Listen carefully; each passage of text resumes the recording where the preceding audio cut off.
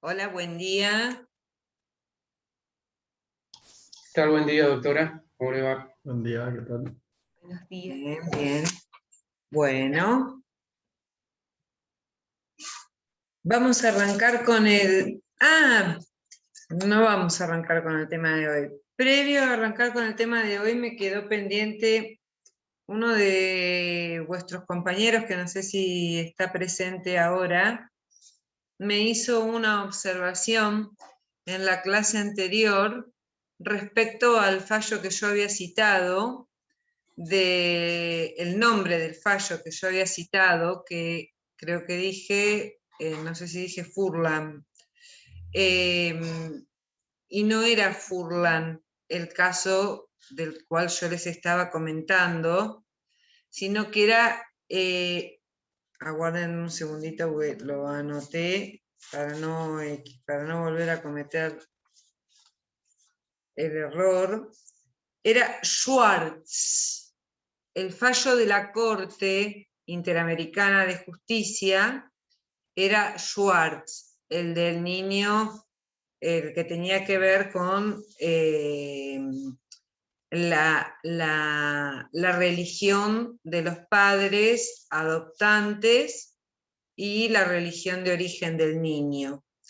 El caso Furlan, que también es un caso que ese sí estaba en la filmina, tiene que ver con un daños y perjuicios, donde la persona afectada por este daños y perjuicios queda con una gran discapacidad, y no se sabía si había sido en tierras del ejército que pertenecían o a la Marina o al ejército terrestre, etcétera, etcétera, y el abogado del demandante, es decir, de este hombre que había quedado con esta discapacidad, tarda nada más ni nada menos que 3 años en notificar la demanda.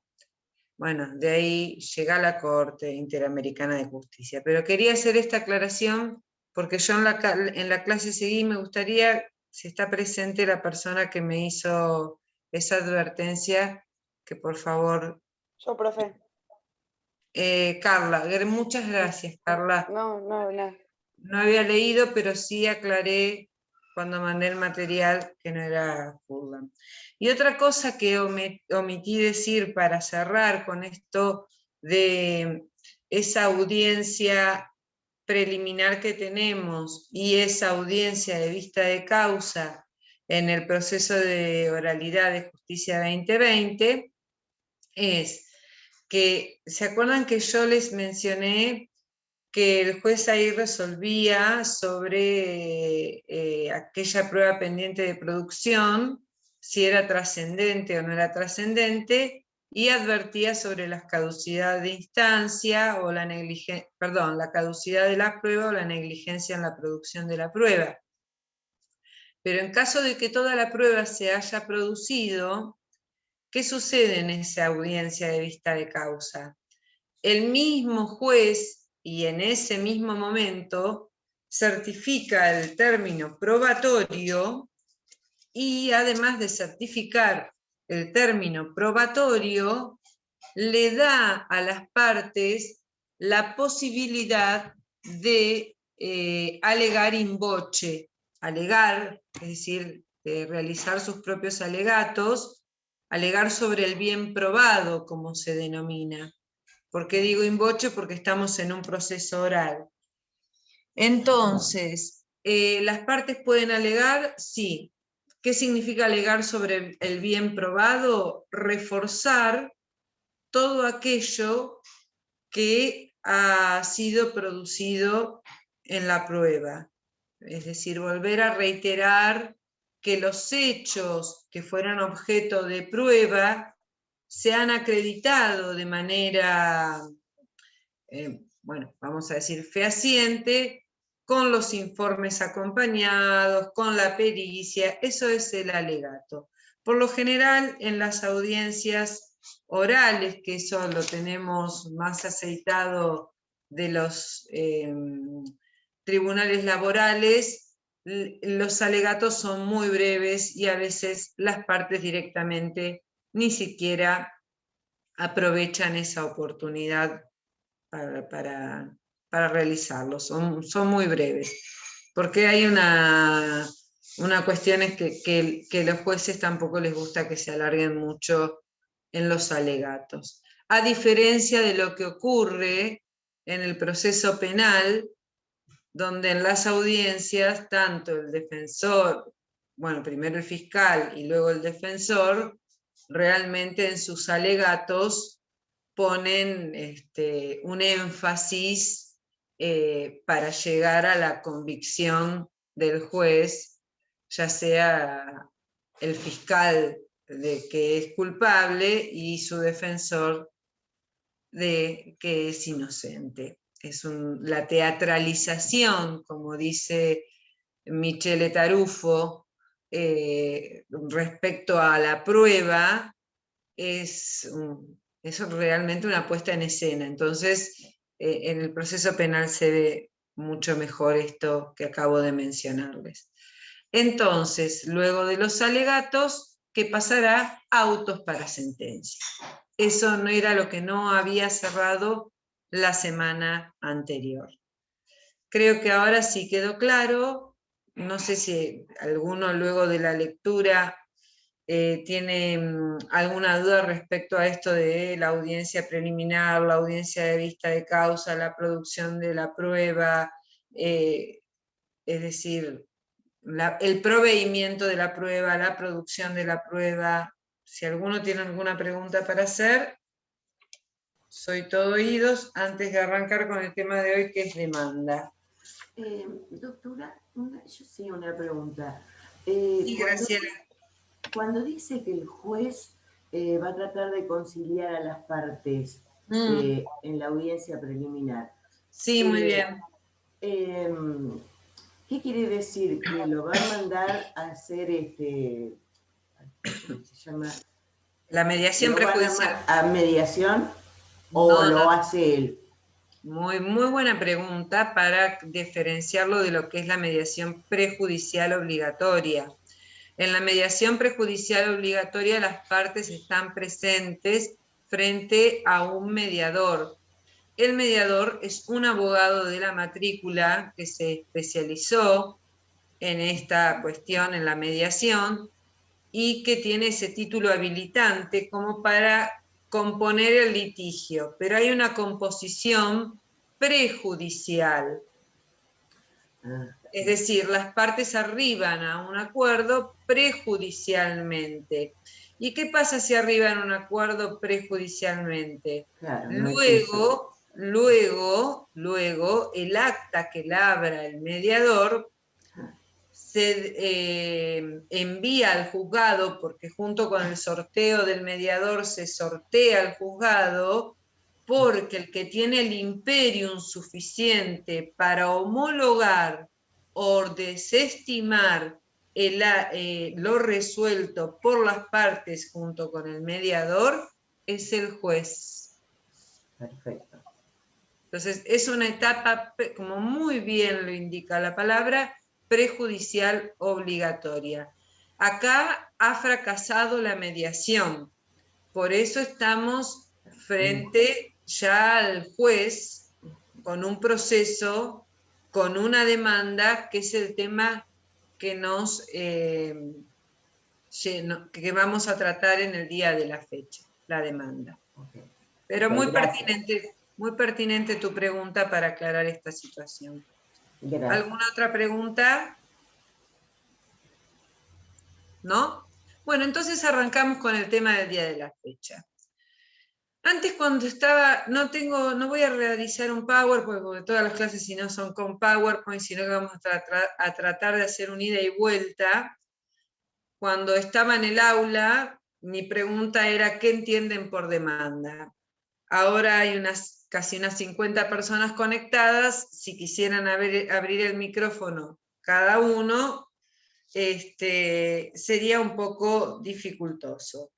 Pero igual, no obstante ello, voy a comenzar con la pregunta, y me gustaría saber, en la opinión de Eugenio, ¿qué es lo que entiende por demanda? La demanda sería aquello que una parte que se siente perjudicada pretende obtener.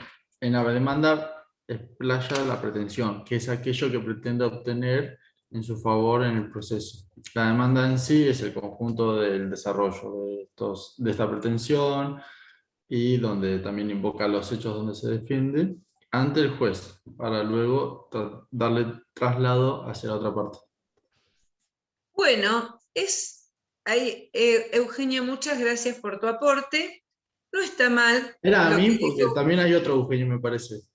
Sí, Era a era mí vos, Eugenio Ah, Villarreal. Sí, vale. sí. No sé dónde está el otro Eugenio, quizá no esté conectado, pero sí era a ti. Bueno, gracias por el aporte. No está mal lo que has dicho, pero vamos a tratar de conceptualizarlo un poquito más ordenado, lo que es la demanda. En primer lugar, y tomando al doctor Gossaini, les voy a decir que es un acto procesal que ejercita aquel particular que siente el derecho de peticionar ante la autoridad jurisdiccional. Es decir, él tiene la demanda, es el acto procesal que contiene la pretensión y que abre la instancia, pero no solamente la instancia, sino que con la demanda se inicia el proceso. Y acá estoy marcando dos etapas distintas, porque dije, abre la instancia, y no solo la instancia, sino que abre el proceso. ¿Por qué? Y porque hay otros actos procesales por el cual se puede abrir la instancia, como por ejemplo las diligencias preliminares. Las diligencias preliminares, ¿ustedes vieron diligencias preliminares? A ver, Zoe López. Zoe, ¿qué es una diligencia preliminar?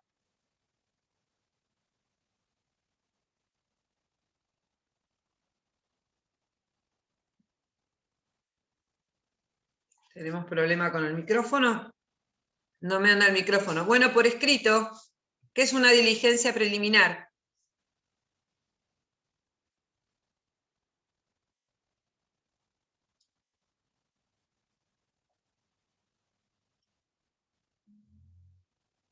Estaba la de la prueba. Bueno, no podrás tocar, porque a mí un día yo dije, manda el micrófono, y uno de tus compañeros me ayudó con algún F3, F4, uno de esos por el tema del micrófono. Bueno. Fiorella, ¿qué es una diligencia preliminar? Son trámites que se llevan a cabo antes del proceso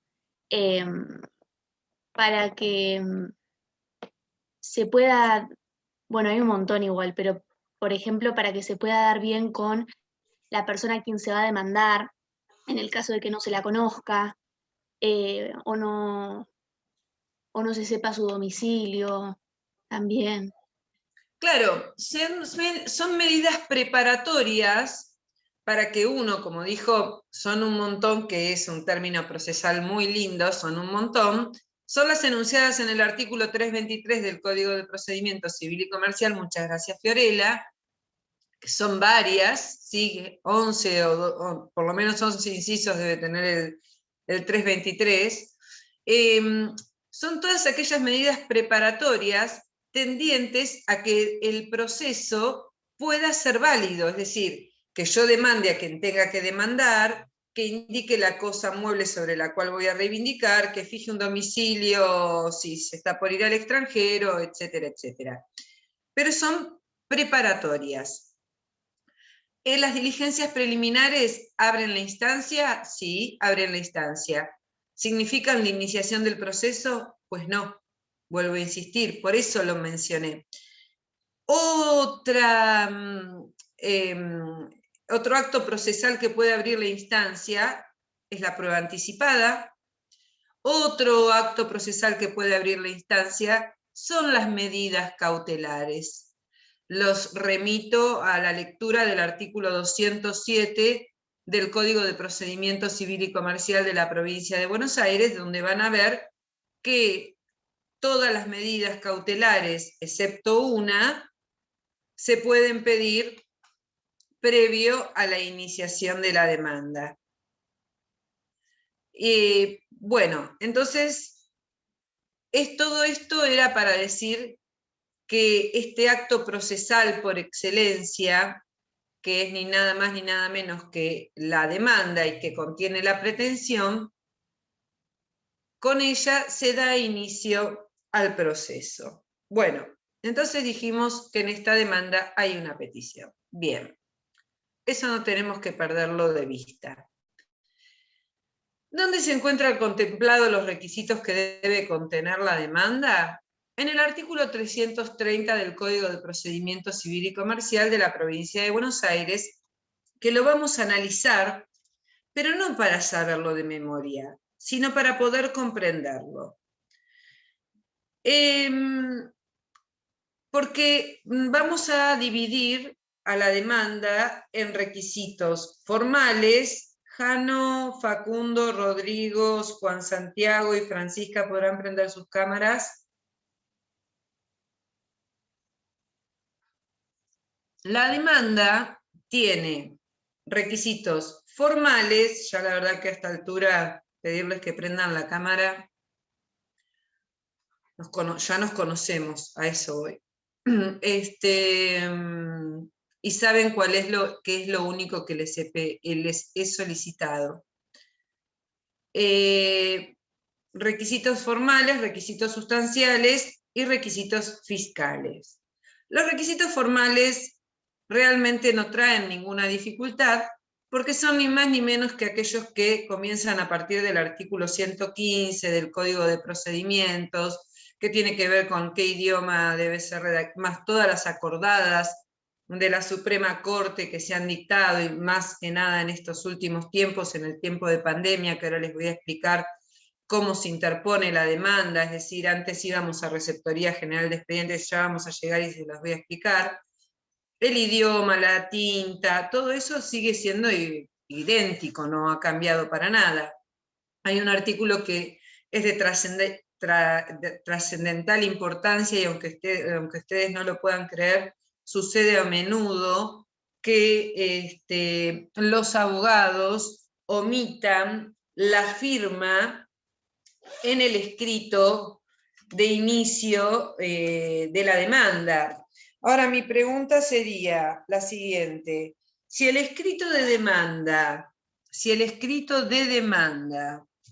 no tiene la firma del letrado, artículo 118, si mal no recuerdo, del CPC, ¿es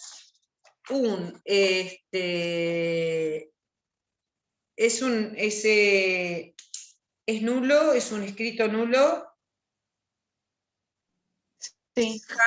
¿Quién me va a contestar? Sí, es un escrito nulo. No veo quién es. Fiorella. Fiorella. ¿Te parece que es un escrito nulo la falta de que no contenga firma? Porque es uno de los requisitos que debe ¿Pero no sería tener la... nulidad relativa? ¿O puede ser señable? ¿Y por qué no leen el 118? Se subsana. Muy bien. No es nulo. Es un acto, podría llegar a ser un acto jurídico inexistente, por eso el juez manda a que las partes lo firmen. Ni siquiera, que es algo que vamos a ver, no quiero adelantarme, pero la falta de firma genera el rechazo in limine de la demanda, por la gravedad que provoca lo que es el rechazo in limine. Muy bien lo que contestó vuestra compañera con respecto a que el juez es un escrito inexistente, por eso el juez ordena que se subsane, que se firme ese escrito y luego se proveerá.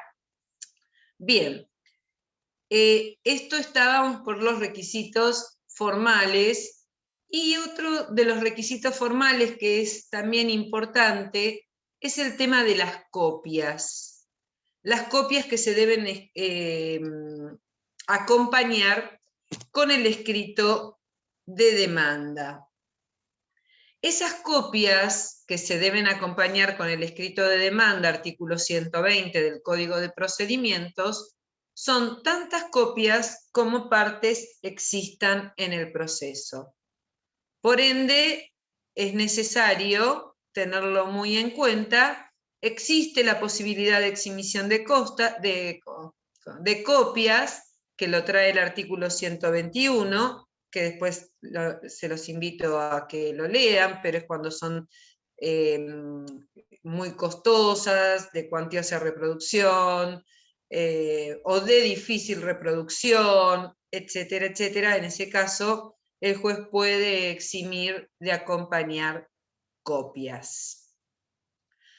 Esos son requisitos formales. Los requisitos fiscales de la demanda son dos. Es decir, el pago del bono ley 8480, que es un bono que rige en la provincia de Buenos Aires y que hay que pagarlo para poder tener acceso a la justicia. La tasa de justicia, ese sí es bien fiscal. La tasa de justicia, que es el 2,2% del valor o del monto del juicio, y la sobretasa de justicia, que es el 10% de la tasa. Ese es un requisito netamente fiscal. Y tiene un requisito más, que es el previsional, tanto que le corresponde ese pago al abogado, que es el anticipo de ius previsional.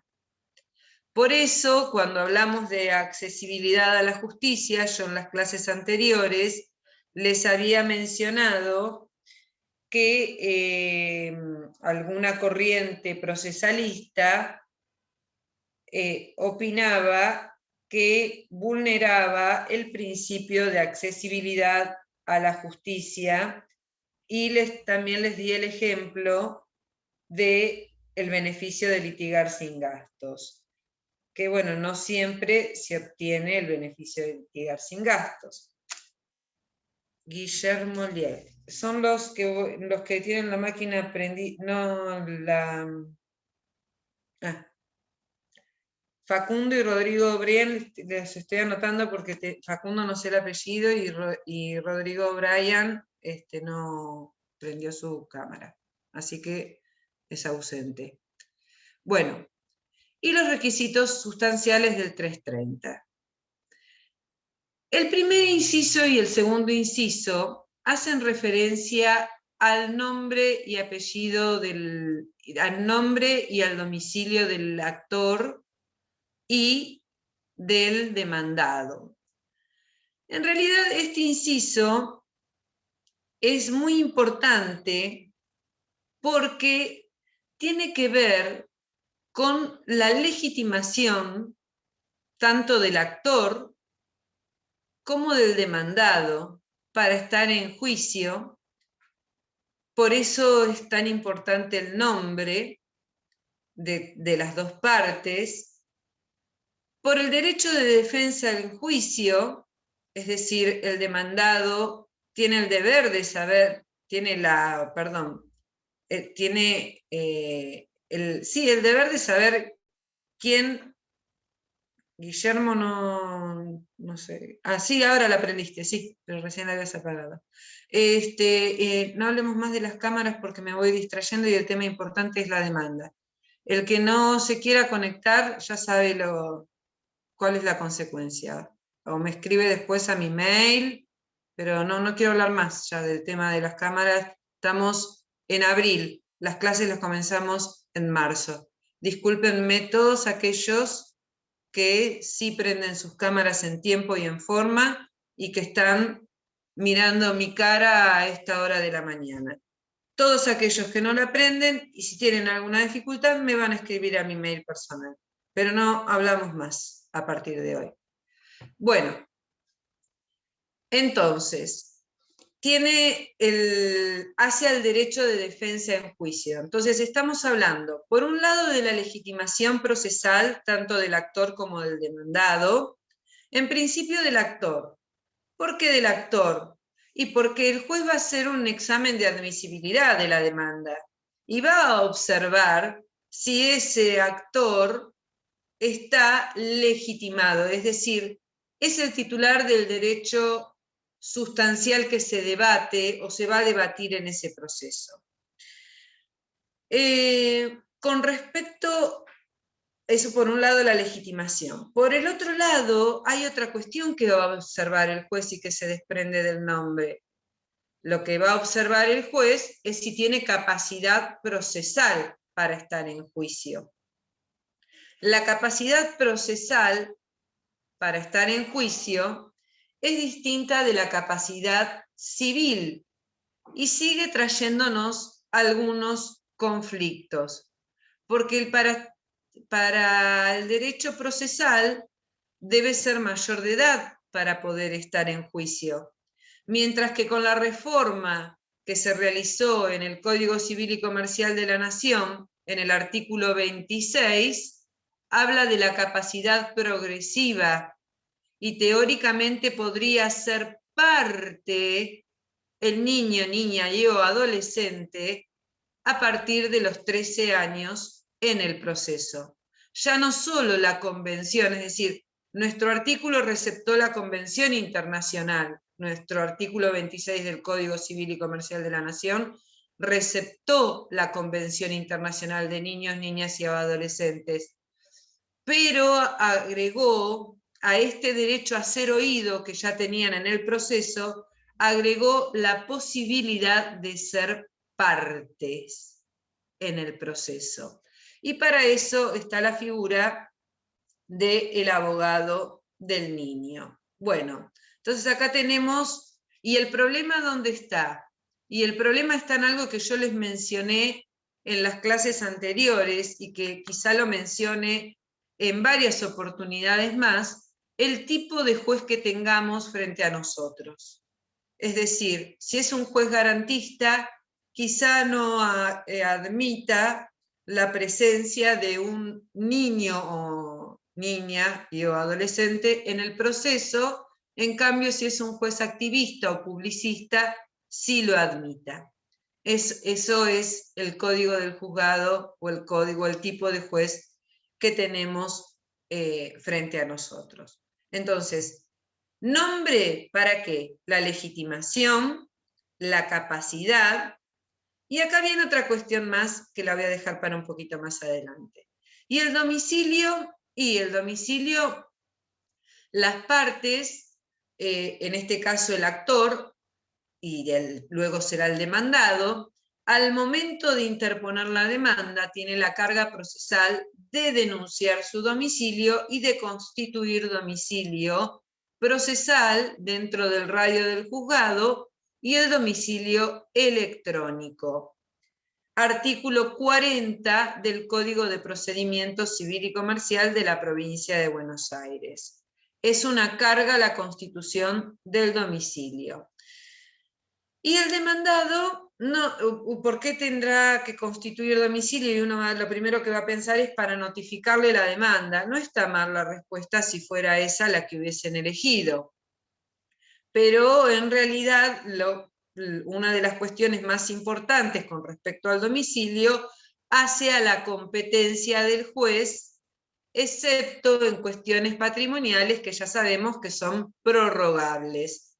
Pero el domicilio es importante también para fijar la competencia del juez. Bien, eso con respecto al primer inciso del artículo, al primer y segundo inciso del artículo 330. No olvidemos que este escrito de demanda debe tener una solidez suficiente porque es el escrito más importante del proceso, el escrito de demanda. Por ende debe ser un escrito sólido, un escrito claro, donde la pretensión sea clara, donde en el relato de mis hechos quede muy clara cuál es la pretensión. Porque luego van a ver que hasta el 331 nos permite, el 331 nos pone un límite que podríamos subsanar algún error cometido cuando interpusimos la demanda. Bueno, con respecto a los sujetos de la pretensión, obviamente yo ya lo aclaré, ya me adelanté, como siempre, voy adelante de los apuntes que voy marcando. El tercer inciso tiene que ver con el objeto de la pretensión, es decir, ¿qué es lo que le estoy pidiendo al juez? Es el objeto mediato de la pretensión, es decir, es aquello que busco con el dictado de la sentencia. Ese es el objeto de la pretensión, objeto mediato. Por ejemplo, si fuera la reivindicación de un bien inmueble, tiene que quedar muy claro que yo lo que persigo es que me devuelvan ese inmueble que digo que es mío. Por ende, no solamente tendré que acompañar, surgirá del relato de los hechos, sino también de la documental que acompañe en esa oportunidad. Si es un daños y perjuicios, el objeto mediato va a ser la indemnización causado por esos daños y perjuicios. Es decir, o por ejemplo, vamos a un caso de familia, si se tratara de un divorcio, el objeto mediato es el divorcio y debo esclarecer con exactitud de quién me quiero divorciar. Eso es para poder obtener esa sentencia que estoy buscando. Por ende, es muy importante establecer con claridad el objeto. Ahora bien, dentro de este establecimiento del objeto, puede ser que el mismo contenga suma de dineros, montos, que yo reclame montos. Bueno, ¿qué sucede acá? El artículo 330, último inciso, establece que en algunos casos, cuando el monto, si alguno tiene el código, Emilio, ¿tenés el código a mano? ¿Me podrías leer el 330, último párrafo, por favor? Sí, doctora.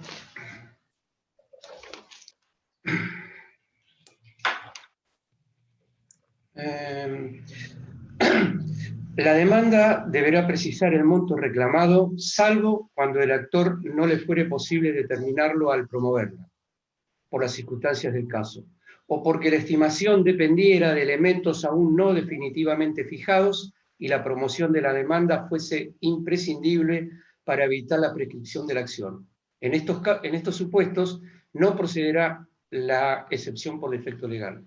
Muy bien. ¿Entendieron?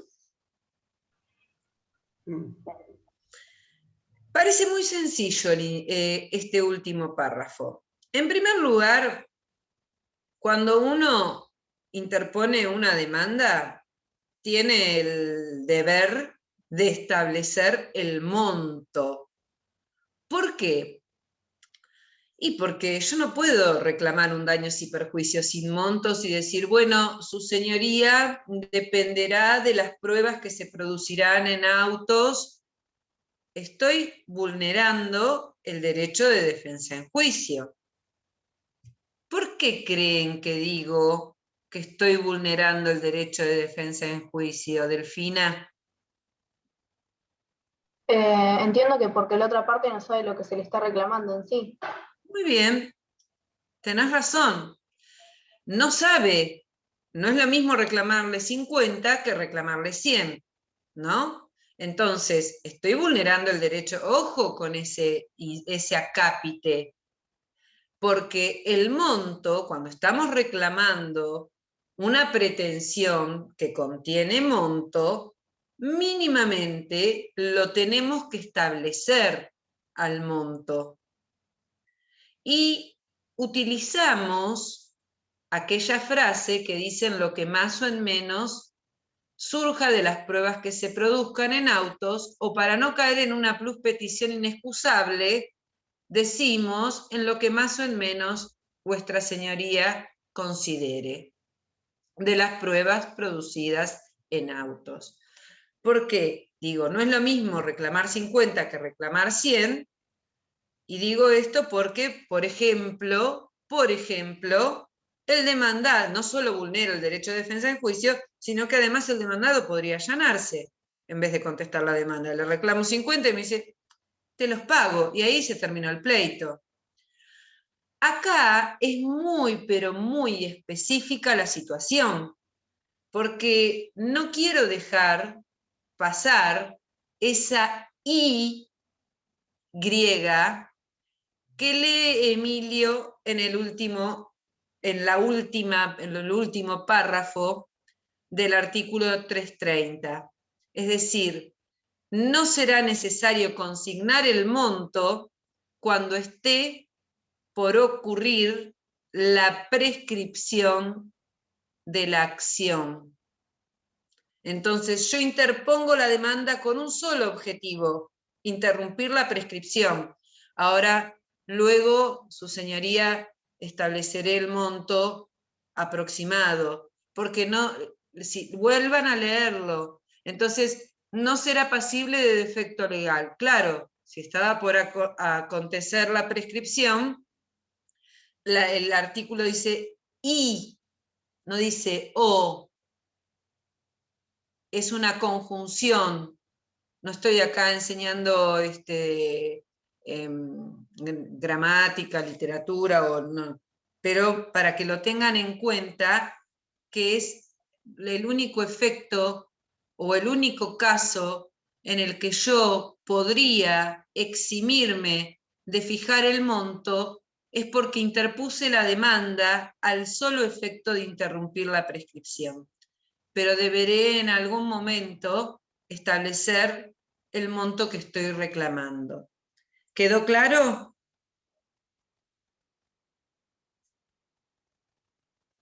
¿Sí? Bien, bueno. La causa de la pretensión. Bueno, el objeto inmediato de la pretensión, bueno, después nuevamente el objeto inmediato de la pretensión nuevamente vuelve a aparecer ¿dónde? En el petitorio, que ahora vamos a llegar al petitorio. La causa. Esta es una de las partes más importantes. No solamente debe quedar claro el objeto, sino la causa de mi pretensión. Estoy desde la computadora de escritorio y no tengo la cámara. Bien, bueno.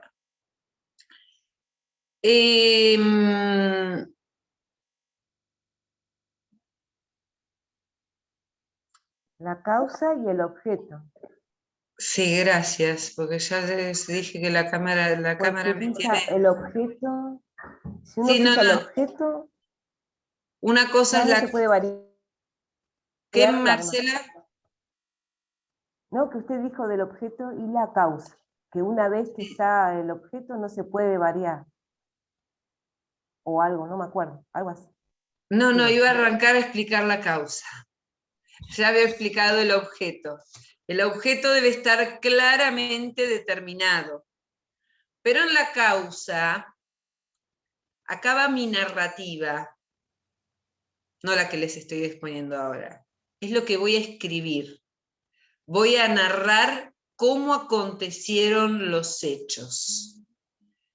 Y esta narrativa de los hechos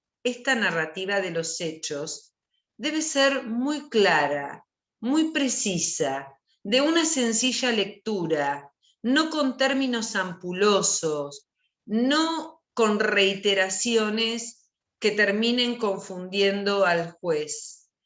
Cualquier persona que lea la demanda tiene que entender los hechos, es decir, ¿y por qué es tan importante esto de los hechos? Porque como van a ver más adelante, los hechos no son ni más ni menos que el objeto de la prueba. Porque yo voy a exponer mis hechos, ¿no?, como actor. Cuando conteste el demandado, si son hechos conducentes, controvertidos, si son hechos pertinentes, si son hechos lícitos, van a fijar el tema decidendum. Por eso es tan importante este inciso del artículo 330, la narrativa de esos hechos. Porque hay hechos que van a ser intrascendentes, hay hechos que no, como ustedes van a ver cuando lleguen al objeto de la prueba, que son notorios, que son evidentes, que son admitidos, que no necesitan, los hechos están relacionados con la prueba documental que se presenta con la demanda. Buena pregunta, no solamente con muy buena pregunta, los hechos sí pueden desprenderse de la prueba documental que se acompaña con la demanda, pero a veces necesitan ser acreditados con otros medios de prueba. Por ende, lo que estoy queriendo decir es que creo que no lo aclaré, que en todo tipo de proceso de conocimiento ordinario, sumario y sumarísimo, con la interposición y con la contestación de la demanda, siempre se debe acompañar la prueba documental, que tenga la parte en su poder. Ahora me podrían decirme, la verdad, doctora, que lo que dijo no es nada original, obviamente, si la tiene en su poder la va a acompañar. No, voy a ser un poquito más original. Porque si está en poder de la parte contraria, va a individualizar la prueba de la cual se trata y va a decir que la tiene la parte contraria, y después verán ustedes lo que tiene que hacer la parte contraria cuando llegue el momento de producción de la prueba. Y si la tiene un tercero, tendrá que individualizar cuál es la prueba que tiene ese tercero y además individualizar al tercero. Entonces, solamente vamos a acompañar, eso se llama acompañar prueba documental, la prueba documental que tenemos en nuestro poder. El resto, los otros dos supuestos que mencioné, es ofrecer prueba documental, en poder de la parte contraria o en poder de un tercero. Bueno, sobre estos hechos que son narrados en mi escrito de demanda, por ende, versará la prueba y fijará, porque van a fijar el tema decidendum. Si tienen alguna pregunta o alguna aclaración con respecto a lo que acabo de decir, no sé si... Sí. Sí. Doctora, cuando dice bueno, la prueba que tengo que acompañar es la documental, pero cuando Sí, Graciela. tengo que denunciar que el resto de la prueba la tiene el tercero o la tiene la contraparte, ¿se denuncia en ese mismo escrito de demanda Muy o bien. cuando se ofrece No, la prueba? no. Se denuncia en ese mismo escrito de demanda. Acompaño los documentos que tengo. Por ejemplo, vamos a ver, a un daños y perjuicios. Bueno, yo acompaño todos los documentos que tengo, pero hay prueba documental que está en poder de un tercero, o de la contraria. Si yo demandé a una entidad hospitalaria, y no al médico, sino a la entidad hospitalaria, es un tercer, que es la parte contraria, en ese caso tiene mi historia clínica, y le estoy indicando que ofrezco como prueba la historia clínica que se encuentra en poder de tal entidad hospitalaria, y que ya los efectos, ¿no?, de probar o acreditar aquellos hechos que estoy relatando en mi escrito de demanda. Bien, ¿Entendió? gracias. Sí, Pero sí, es en sí. el mismo escrito, en el escrito de demanda y en el de contestación se acompaña y se ofrece la prueba documental. Perfecto, gracias. Bien. Bueno, en realidad, sobre estos hechos controvertidos versará la prueba. Ahora viene otro inciso que en realidad nosotros no le damos mucha importancia, porque tiene que ver con el derecho.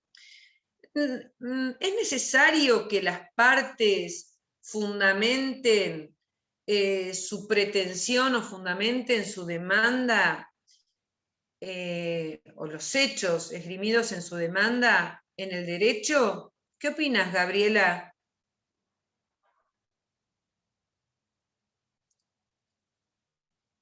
Gabriela Coda. Sí, es necesario fundar en derecho para que el juez sepa sobre qué nos estamos... ¿En qué estamos aportando, sobre qué estamos fundamentando nuestra pretensión? Nuestra pretensión, claro. Bien. Detallar bien sobre qué estamos pretendiendo que la demanda Prospere. prospere, exactamente. El requisito de fundabilidad. El primero era admisibilidad y este de fundabilidad. Doctora. Sí, ¿quién me habla? Magali. Magali, sí, Magali. Yo quería agregar que respecto al derecho, su exposición es sucintamente y vendría a ser, o sea, breve. Y ¿El derecho? El derecho expuesto. Sería de manera breve, evitando repeticiones, o sea, sucintamente y todo lo contrario a los hechos, ¿no? Que uno tiene que explicarlos, ¿no? Sí, toda la narrativa que tenemos que hacer sobre los hechos. Acá tenemos que ser buenos argumentadores, buenos narradores, ya les dije, no ser reiterativos, etc. Alcira, que me gustaría escucharte la voz, porque lo que dijiste es pertinente. Igual voy a tomar todo muy positivo lo que han dicho todos. Gracias, Gabriela, Magali, y tu aporte, Alcira. El tema en cuestión es el siguiente. Claro, esto sería como que el derecho se presume conocido por el juez y es aplicado por él. Claro. Bien. Se funda el derecho. La verdad, yo haría como Gabriela. Trataría de poner el derecho en el cual fundo mi pretensión, para decirle, su señoría, esto surge del artículo tanto del Código de Procedimientos, del Código Civil y Comercial de la Nación, he citado jurisprudencia, etc. Bien. Pero puede, sí, como dijo Alcira, no es que el juez conoce el derecho o aplica el derecho. Sí, por supuesto. ¿Podría yo no citar del derecho? Podría no citar el derecho. ¿Eso me haría pasible de que el demandado me oponga una excepción de defecto legal? No. Y en definitiva, yo puedo fundamentar mi pretensión en determinadas normas procesales o normas de fondo, y el juez, por el principio iura cura nobis, aplicar el derecho que se adecúe a la situación planteada luego de producida la prueba. Entonces, todos los aportes que hicieron fueron muy positivos y de todos pudimos tomar algo. ¿Puedo argumentar, puedo fundar en derecho o debo fundar en derecho? El debo no. pero sí puedo. Y les conviene, como práctica tribunalicia, siempre fundar en derecho, porque ustedes pueden ser los hacedores de nueva jurisprudencia. Así que es una tarea importante. Bueno, y por último, el petitorio, que algunos me han dicho que si no ponen petitorio y ponen petición, les desaprueban el examen, no sé, como unas historias así. El petitorio es un resumen de todo lo que he narrado hasta el momento. Es decir, y todo lo que he realizado hasta el momento. Que se me tenga por presentado por parte y con domicilio constituido, que se tenga por agregada la prueba documental y ofrecida al restante. Es decir, voy pidiendo en forma clara y precisa y le voy mencionando al juez todo lo que he venido narrando en mi escrito de demanda, para finalizar diciendo que oportunamente se dicte sentencia condenando al demandado a pagar, a devolver, etcétera, etcétera, a hacer, a no hacer, etcétera, etcétera.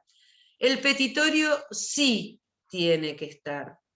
Es un resumen, vuelvo a reiterar, redactado de una manera clara, muy concreta, no puede ser vago, debe ser muy concreto lo que le estoy pidiendo a su señoría, y con eso realmente cumpliríamos con lo que dice el artículo 330. Yo me quedo... hago mucho hincapié en el primer inciso y, bueno, el tercero también y el cuarto también, porque son incisos que hacen en sí al todo de la demanda. El último que acabo de mencionar también, el petitorio es necesario, el único que podría faltar y no tendríamos una excepción de defecto legal es el tema del derecho. Bien, dicho esto, me gustaría comentarles cómo es la operatoria actual, o cómo era la operatoria prepandemia y cómo es la operatoria actual de la presentación de la demanda. Prepandemia, la vida era distinta, no estaríamos desde nuestras casas, yo tomando un té. Nunca me pasó en los 25 años tomar un té frente a mis estudiantes. Bueno, alguno me ha convidado un mate que ha llevado, pero bueno, no más que ello. Bueno, nuestras vidas han cambiado y bastante. Prepandemia, ¿cómo se presentaba la demanda? Por supuesto, por escrito, soporte papel, en sobre cerrado, donde en el sobre estaba el nombre del actor, el nombre del demandado, el objeto, por eso decía Juan contra Pedro sobre daños y perjuicios. Enumerábamos todos los escritos que acompañábamos, escrito de demanda, del pago del bono, del ius, bueno, el pago de la tasa, la sobretasa, etc. Enumerábamos la prueba documental que habíamos acompañado, cerrábamos el sobre, bien cerradito, y firmábamos y sellábamos, como si quisiéramos poner un lacre. No sé, ustedes son muy jóvenes quizá, o alguna película deben haber visto de un sobre lacrado. Bueno, queríamos imitar al sobre lacrado. ¿Y a dónde íbamos con nuestra demanda, con nuestro escritito de demanda? Íbamos a la Receptoría General de Expedientes, de manera presencial, ¿no?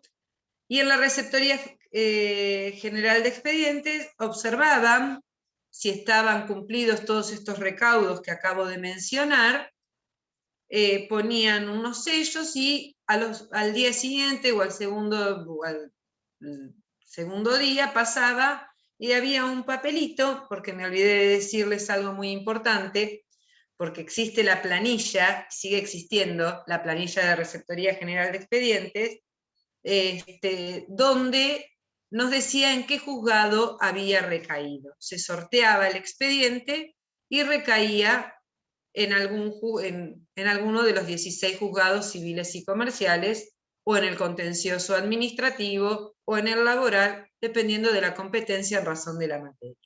Bien, en esa planilla de Receptoría General de Expedientes, en observaciones, si teníamos beneficio de litigar sin gastos, lo hacíamos saber. En esa planilla de Receptoría General de Expedientes también hacíamos saber si recusábamos sin expresión de causa. Recuerden que la oportunidad procesal para recusar sin expresión de causa es el momento de interposición de la demanda. Bueno, ya se los conté a lo que fue el tiempo pasado. Ahora les voy a contar cómo es en la actualidad. En la actualidad, permiso, nosotros a través del token, que es el dispositivo que utilizamos para poder hacer presentaciones electrónicas, existe una solapa que es la Receptoría General de Expedientes. Entonces, ¿qué hacemos?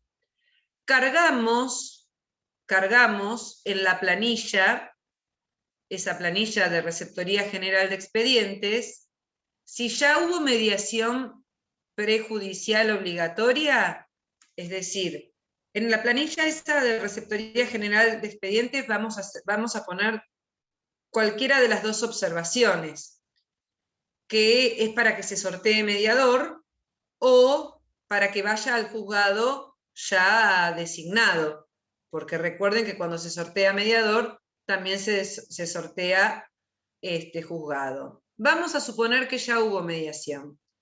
Por ende, en ese caso particular, no es necesario, solamente vamos a aclarar que vaya al juzgado que ya ha sido sorteado oportunamente.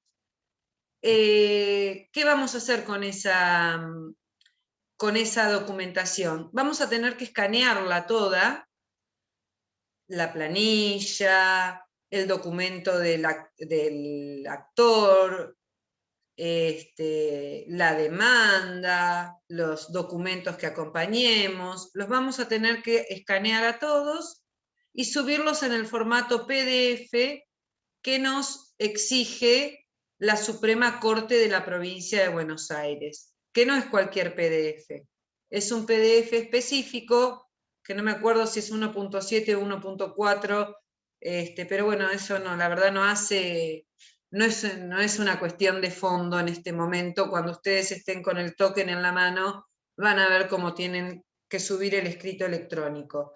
Lo que quiero que sepan, que esto que antes se hacía en formato papel y de manera presencial, hoy día se hace electrónicamente y la demanda se sube, yo digo se sube, o mejor dicho, se presenta.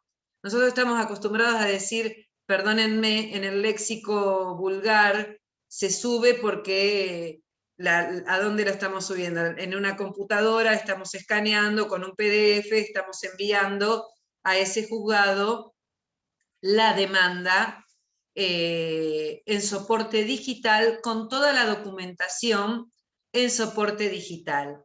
Ahora bien, la acordada de la Corte, que no recuerdo en este momento el número, lo que nos exige es que en cualquier momento el juzgado nos va a citar para cotejar que esa documentación escaneada concuerde con la documentación que realmente nosotros estamos presentando en el proceso. ¿Por qué? Porque esto tiene que ver cómo se hace en la actualidad el traslado de la demanda, que ya vamos a llegar a traslado de la demanda. Entonces, ¿cómo se presenta en la actualidad? Se presenta en formato digital la demanda. ¿Y cómo va la planilla de Receptoría General de Expedientes? Pues sí, va a la planilla de Receptoría General de Expedientes, ya sea a los efectos de que se sortee mediador, o ya sea a los efectos de que vaya al juez que se ha sorteado oportunamente. Ahora, a nadie se le ocurrió preguntarme qué sucede cuando se trata de una cuestión no mediable, como es un proceso ejecutivo, por ejemplo.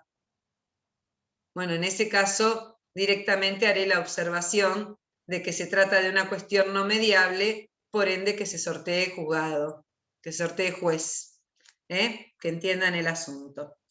Bien. Tenemos presentada nuestra demanda. Una vez que uno presenta la demanda comienza, a ver si quiero ir a la par del programa, o tratar. Bien.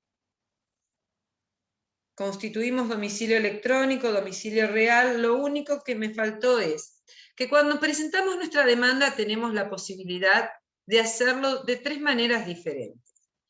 Siempre partan del patrocinio legal obligatorio, es decir, ser patrocinantes de nuestro cliente, artículo 56 del Código de Procedimientos, actuar en el proceso como letrados patrocinantes. ¿Eso qué significa? El cliente actúa por derecho propio. Toda la narrativa se realiza en primera persona y la particularidad es que el escrito debe ir firmado por el cliente y firmado por el letrado patrocinante. Ustedes podrían preguntarme, ¿y ahora en esta época de pandemia?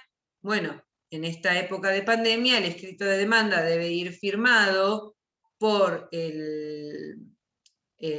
nuestro cliente, y los escritos de mero trámite no es necesario que sean firmados por nuestro cliente. Directamente, aun cuando actuemos como letrados patrocinantes, no se exigen los escritos de mero trámite la firma del cliente.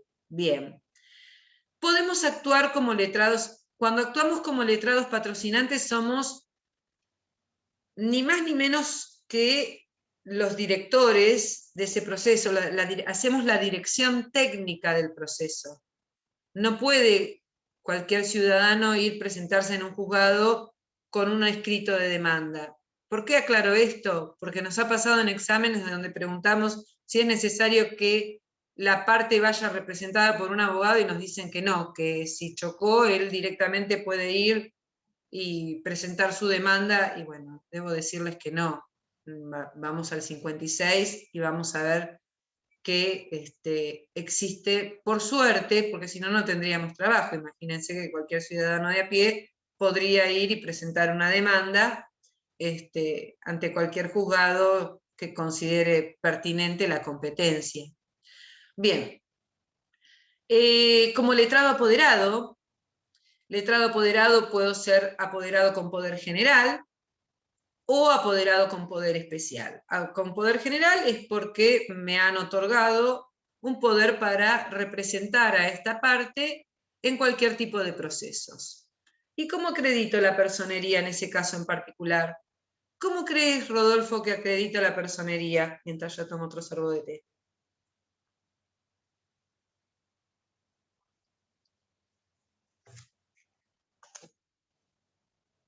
¿Qué pasó a Rodolfo? Bueno, si no es Rodolfo, Marcela, a ver.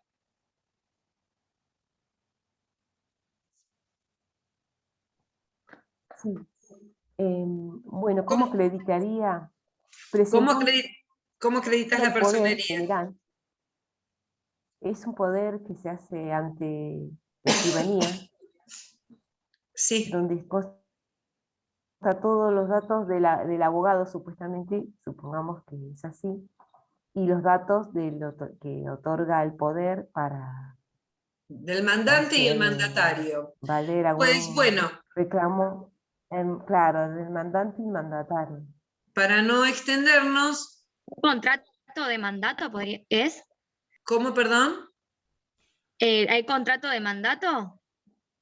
¿Es con una copia certificada del poder general? Es con una fotocopia. Una No copia. acompaña el poder. ¿Copia simple, firme firmada y declarada bajo juramento que se encuentra vigente. Que voy a exhibir el original. Supónganse que ustedes sean representantes legales de un consorcio. No les van a hacer un poder para cada una de las cuestiones que se suscite en ese consorcio. Van a tener un poder general.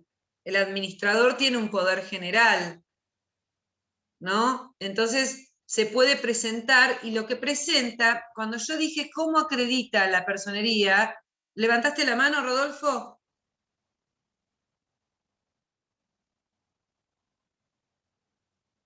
No se te escucha. Hola, igual. Así. No, perdón. No, es que por ahí toqué la pantalla sin querer. Porque pusiste la manito así, que es levantar la mano, y digo, ay, quiere aclarar algo. Bueno. Disculpa. No hay problema. Lo que presento, como ustedes dijeron, es cuando hago la pregunta ¿cómo acredito la personería? La respuesta es, acredito la personería, en este caso acompañando una fotocopia simple del poder general y diciéndole a su señoría que se encuentra a su disposición el original. Y su señoría puede decirme, bueno, venga el original que lo quiero cotejar. Eso es, porque si no tendría que tener un poder para cada... Distinto es el poder especial. ¿Cómo acredito la personería? Acompañando el original del poder especial. ¿Por qué? Porque me lo dieron únicamente para actuar, para intervenir en ese juicio. Entonces, tenemos acá la figura del letrado patrocinante, la figura del letrado apoderado, y nos faltaría la del gestor, del artículo 48 del Código de Procedimiento Civil y Comercial de la provincia de Buenos Aires. La figura del gestor es el abogado que ni más ni menos, en virtud de la urgencia de la situación y las causales que invoca, puede tomarse del artículo 48 para poder interponer una demanda, y actúa como un gestor procesal. Pero ojo, que este gestor procesal tiene un plazo bastante excesivo, debo decir, para ya sea ratificar todo lo actuado o acompañar el poder en caso de decir que es apoderado y que en ese momento no lo acompañó. E invoca el artículo 48 del Código de Procedimientos, que dice, en nuestro caso en la provincia, que tiene 60 días para ratificar o acompañar el poder. Mientras que en Nación el plazo es más corto, es de 40 días, y Nación trae algo que se ha receptado jurisprudencialmente en nuestro departamento, el de Mar del Plata, que es que se puede alegar o se puede invocar por única vez el artículo, ahora lo explico, son días hábiles. Son días hábiles, por eso digo, bastante extenso el plazo. No obstante ello, la sanción del artículo, bueno, quiero explicarles que se puede invocar por única vez el artículo 48, porque era de práctica usual que los abogados invocaban permanentemente el 48, y nunca ratificaban lo actuado, siempre nos perdíamos en estos 60 días y nunca llegaba la sanción que prevé el 48. Que si alguien tiene, Lisandro, ¿tenés el código a mano?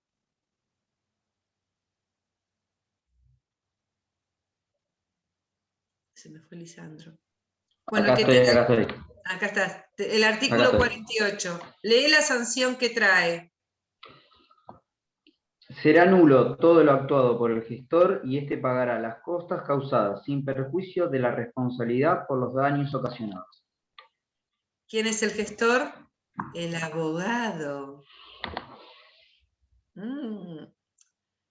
Es decir, con esto de que se puede invocar por única vez, hace que el proceso sea un poco más ordenado y la contraria pueda saber si ha ratificado en tiempo o ha presentado el poder en tiempo, y no que genere dilaciones innecesarias en el proceso y estemos enredados frente a un artículo 48. Y la sanción pecuniaria por los daños y perjuicios originados, porque todo lo actuado es nulo, todo lo actuado con antelación es nulo, bueno, esas costas las tendrá que cargar el abogado. No se trata de una multa. ¿Sí, Lisandro? Sí, perdón, pero en este caso, si lo actuado es nulo, el efecto que produce la presentación de la demanda por este gestor, ¿interrumpió la prescripción? Sí interrumpió la prescripción, pero todo lo que haya realizado, vamos a suponer, a ver, un juicio de reivindicación de bien inmueble, no, un juicio de escrituración, donde yo interpongo la demanda por escrituración, resulta que el que tenía que otorgarme la escritura se murió. Bueno. Cito por edicto a los herederos. No se presentan. Había invocado el 48. Entonces el juez va a designar un defensor oficial, etcétera, etcétera. Yo libré cédulas a los domicilios, libré oficios al RENAPER, bueno, todo. ¿Qué va a hacer su señoría? Va a desglosar del expediente todas las copias que se invocaron a partir del artículo 48, es decir, todos los actos procesales que se produjeron a partir de la invocación del artículo 48. Con respecto a tu pregunta, tendría que decirte que si lo invocó en la interposición de la demanda y luego no lo subsanó, no lo ratificó o no agregó el poder, esa demanda se tiene por no presentada.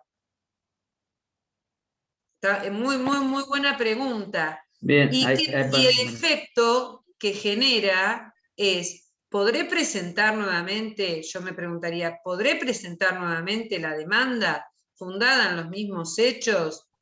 ¿Es de oficio o a pedido de parte?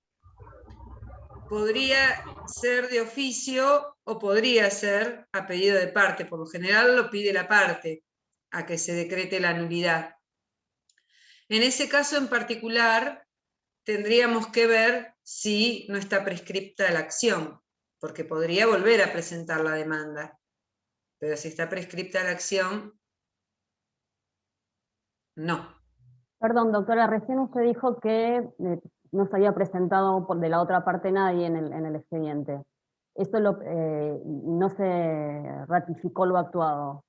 ¿Lo pide el juez? No, del defensor oficial, dije, el defensor oficial. Ah, bien, en está el bien, caso, y el que pide la nulidad de todo lo actuado es el defensor oficial. De todos los actos procesales que se realizaron luego de haber invocado el artículo 48. No, en este caso no era la presentación de la demanda, sino que es a partir de determinada etapa procesal, se invocó el 48, se siguió adelante y nunca se ratificó. Y al no ratificarse, el defensor oficial pide la nulidad de todo lo actuado, de todos esos actos procesales, y se procede al desglose. ¿Qué significa el desglose? Quitar esas piezas del expediente y declararlas nulas. De nulidad relativa, no de nulidad absoluta. Bueno, no quiero entrar en ese tema porque la verdad que es un poco complejo, porque tendría que decirles de nulidad relativa qué significa, y que voy a poder volver a pedir edictos en el caso que yo mencioné, sí, van a ser a costa del abogado, por supuesto, ¿no? Pero bueno. Profesora. Sí. ¿Le puedo hacer una consulta? Sí, como no. Yo no entiendo la diferencia entre el patrocinante y el letrado, no sé a qué se refiere ahí. Es letrado No lo logro. patrocinante. Se denomina así, letrado patrocinante. O podrías decir abogado patrocinante, pero es una cuestión de nombre nada más. La diferencia está si Bien. si el letrado actúa como patrocinante, actúa como apoderado o actúa como gestor. Pero es el letrado siempre. Bien. Bien, o sea, la diferencia está en identificar qué relación o qué función va a cumplir, pero nada más. Ni más ni menos, porque la responsabilidad que tiene el letrado que actúa como apoderado no es la misma responsabilidad que tiene el letrado que actúa como patrocinante, porque el letrado apoderado actúa en nombre y representación de fulano de tal. En este caso, ya lo comenté, y no quiero ser reiterativa, pero siempre se narra en primera persona. Si Emilio es mi letrado patrocinante, va a narrar como si estuviese hablando yo. En cambio, si él fuese mi letrado apoderado, lo tengo justo aquí a mi izquierda de la pantalla, en primera línea, por eso lo tomé Emilio, él va a decir mi mandante, mi representada, va a hablar es decir, va a cambiar y no solamente cambia la técnica de la redacción, sino que también la responsabilidad de uno y del otro. ¿Está? Eso es lo más importante. Bueno, como yo les dije, una vez que se presenta la demanda, hay un examen de admisibilidad por parte del juez. Ese examen de admisibilidad tiene que ver con todos esos requisitos que acabamos de enumerar: formales, fiscales, previsionales y sustanciales. ¿Por qué digo esto? Porque justo el punto 2 dice rechazo in limine. Bueno, la verdad que para que el juez rechace in limine la demanda, debe tratarse de una cuestión gravísima. Debe, por ejemplo, tratarse de un objeto ilícito, de un objeto improponible, porque todas las cuestiones que al juez le generen duda, va a darle un plazo a las partes para que las subsanen. No recuerdo ahora el número del artículo, chicos. Discúlpenme. ¿Cuál era? 336. 336, gracias. El 336. Va a dar, por ejemplo, si hubiese dudas respecto a su competencia, le va a dar un plazo a las partes para que aclaren sobre su competencia. Esto que mencioné del 118 le va a devolver el escrito para que firmen y subsanen. Son cuestiones que el juez tiene la facultad de subsanar. El rechazo in limine lo utiliza de manera restrictiva, es decir, no, ante cualquier defecto de forma que tenga la demanda, no va a rechazar in limine, va a pedir que se subsane ese error. ¿Por qué no rechaza in limine? ¿Por qué creen ustedes que no rechaza in limine? ¿Por qué, Carla?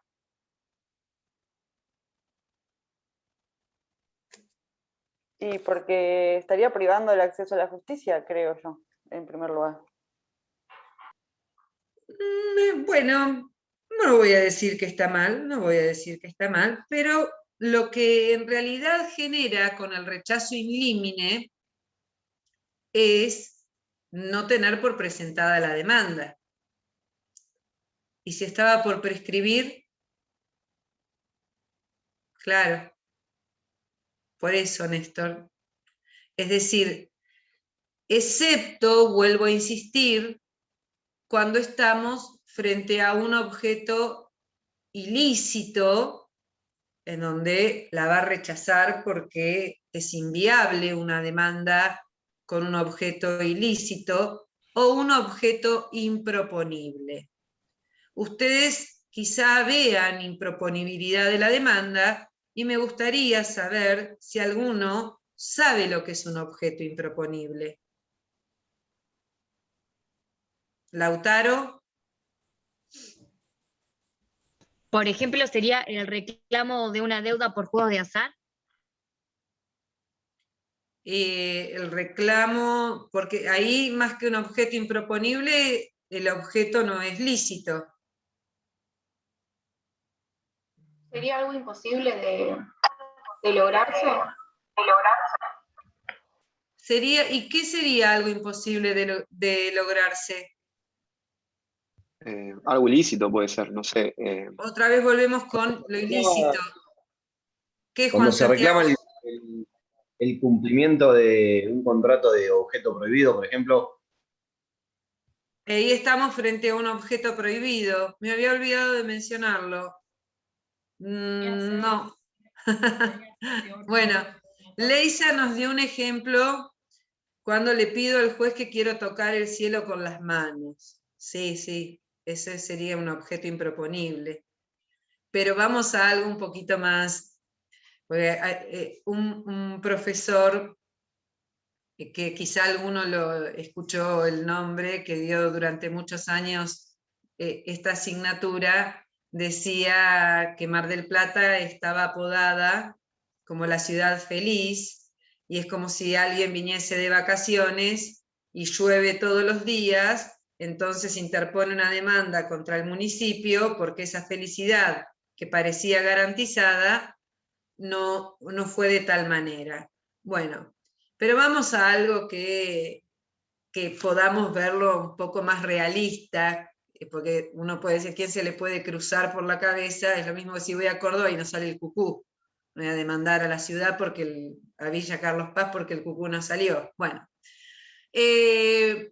un objeto improponible sería, por ejemplo, sería aquel que no se puede llevar a cabo, como acá acaba de poner Candela muy claramente, que ya no se llama concubinato, sino que se le denomina convivencia, unión convivencial, es decir, pretender el divorcio en una unión convivencial. Eso es un objeto improponible. Pero todos los ejemplos que ustedes dieron llevan al rechazo in limine de la demanda. Improponibles porque no están dadas las circunstancias para que ese objeto pueda prosperar, como en el caso que plantea vuestra compañera, de dos personas que viven bajo una unión convivencial y pretenden divorciarse. No está previsto, como alguien había puesto en el chat, en el Código Civil y Comercial de la Nación, que tiene tantísimas normas de carácter procesal, ¿no? Bueno, entonces, lo que tiene que quedar claro, que el juez en principio manda a subsanar, envía a que se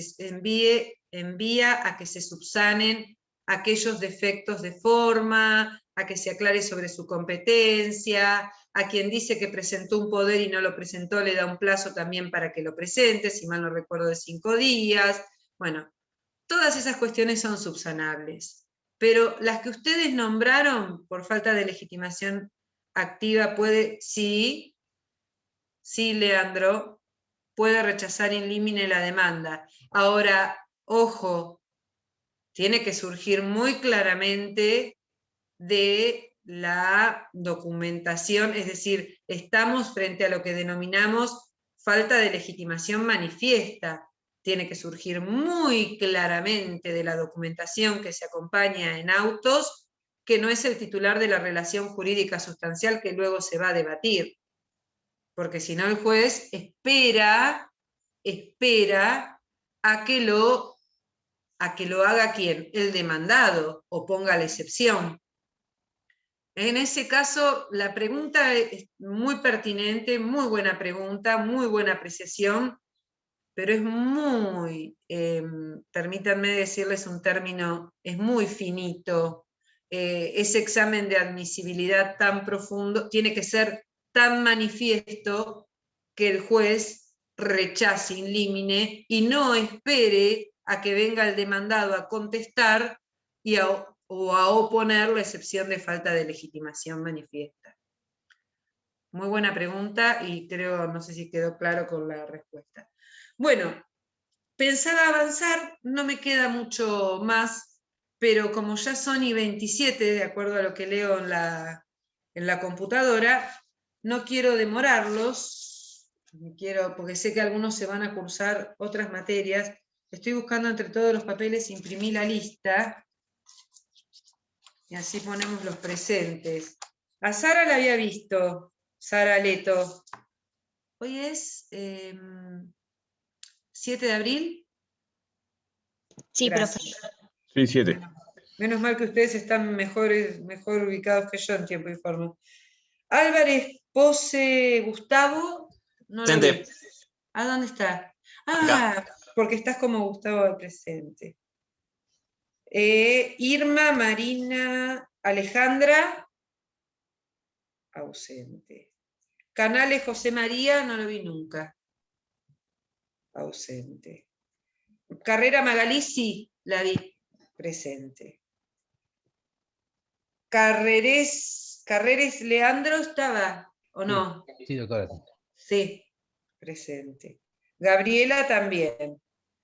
Camilo, no lo vi a Camilo. Camilo Comperatore, ausente. Mirta, sí, Contarino. Estaba Mirta, ¿no? Mirta Contarino. Porque estás como Graciela, sí, presente. Esto de que me ponen nombres. Jazmín Cortimarín, no sé cómo dice acá. Jazmín, ausente. Profe, Sí. ¿puede ser yo, Zoe? Porque me llamo Jazmín también. No, no dice pane bianco. Ah, listo. Claudia Díaz presente, Bruno Díaz presente, lo vi por ahí. Marta Estrada está. Ausente. María Elena, no la vi a María Elena. ¿Está María Elena? ¿Quién es? Morales. Bueno, cuando llegue. Rocío Belén Fiego. Presente. Ah, ya te vi, Rocío. Lisandro Flores está.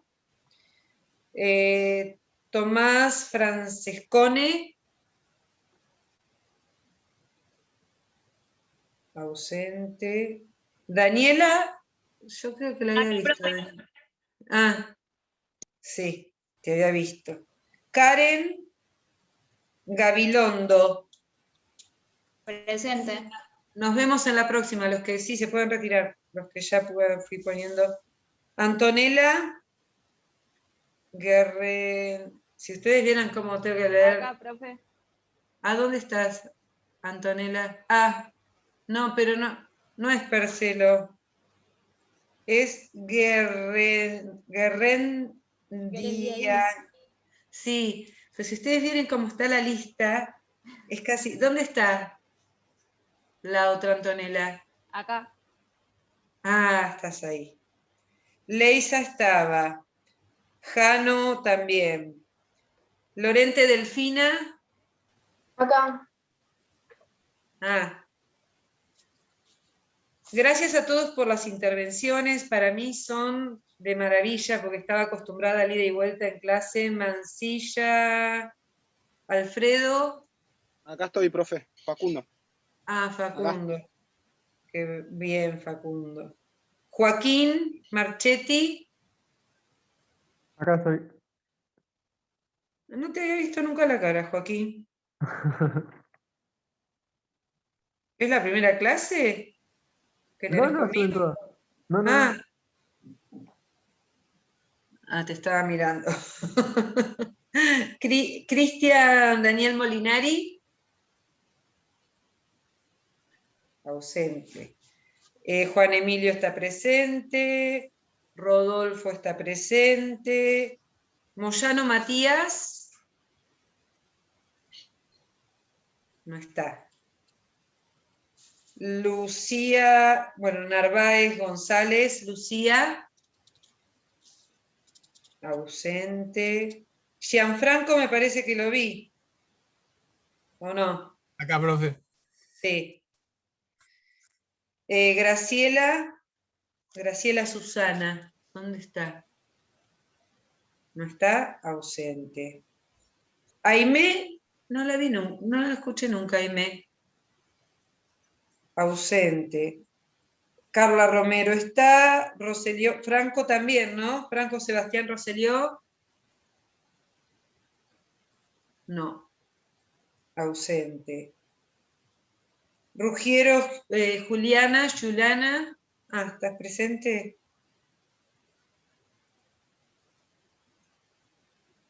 Estrada, pero no, ¿cuándo dije Estrada?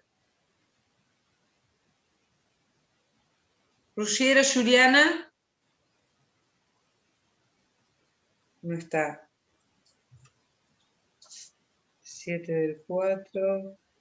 Juan Santiago sí lo vi, a Somoza. Juan Santiago, sí. Presente. Sí, sí. Cristian Daniel Sedman. La clase pasada está, esta está ausente. María Esther Tarifa Arenas. Acá, presente. Ahí está presente. Mirna Daniela Valdés. Ausente. Sofía Inés Villalba. Acá, presente. Sofía presente. Eugenio, creo que había visto a Eugenio. Presente, profesora. ¿Dónde estás? Sí. Acá. Te había visto. Sí, algunos me voy acordando. Me cuesta ahora. Acosta Yelén. Ausente. Candela Alejandra. Acá. Candela, presente. Mateo Barbini. Presente. Presente. Francisca Bombini, Francisca Presente. era la... ¿A dónde estás? Acá. Morena Caparrós. Presente, profe. Morena, presente. María Victoria Collado. Presente. María Victoria. Fiorella está. ¿No? Sí, presente. Damiani. No. Noelí García Damiani Noelí. No la vi nunca. Hunger, o no sé si se lee así, Melissa. Sí, presente.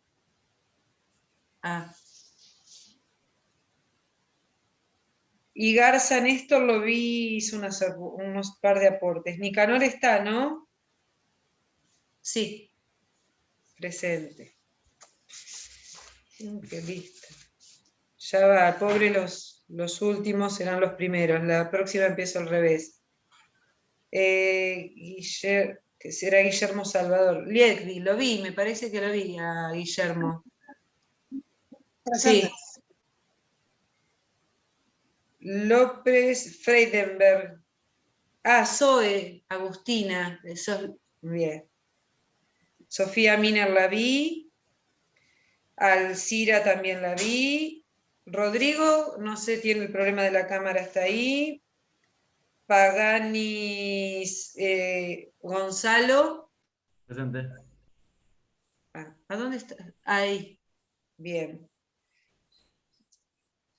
Panebianco, la otra Zoe, estaba la otra Zoe, sí, estaban las dos Zoes. Florencia Peralta Oscos. Presente. Florencia. Antonella Percelo, la vi, me pareció verla, sí. Lautaro, ya te tocó. Salas Gracias. ya está. Oriana, sí, presente. Verdi, Juan Francisco. Presente, profe. No te veo la carita porque estás a contraluz. Y nadie más tengo anotada acá en la lista, que es la lista del SIU, es la que tengo ahora acá, en mi poder. Falta Estrada, Mónica. A María no te nombré. Alcira te puse presente. A Rodolfo también le puse presente. A Francisco Verdi también se puede ir, retirar. A Leisa Hansen le puse presente. Rodrigo Bryan le puse presente. Sí, te puse presente. Sí, por lo de la cámara que me escribime a mi correo electrónico, por favor. Mónica Estrada me falta. Bueno, te voy a anotar aquí igual, Mónica.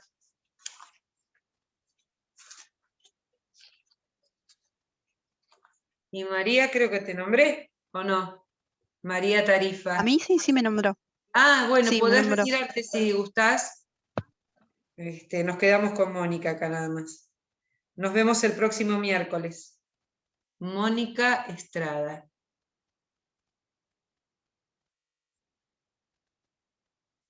Perfecto. Muchas gracias y hasta los que quedamos, hasta la semana que viene.